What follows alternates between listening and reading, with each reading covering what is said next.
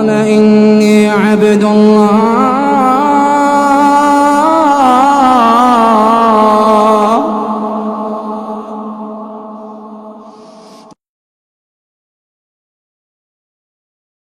قال إني عبد الله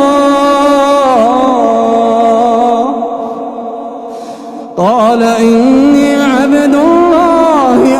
آتاني الكتاب وجعلني نبيا وجعلني مباركا أينما كنت وأوصاني بالصلاة والزكاة ما دمت حيا وبرا بوالدتي ولم يجعلني جبارا شقيا والسلام علي يوم ولدت ويوم أموت ويوم أبعث حيا ذلك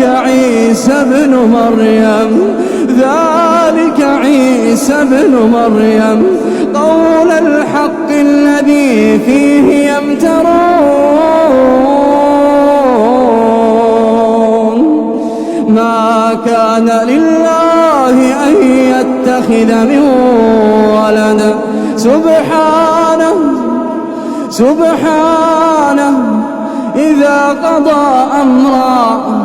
إذا قضى أمرا فإنما يقول له كن فيكون.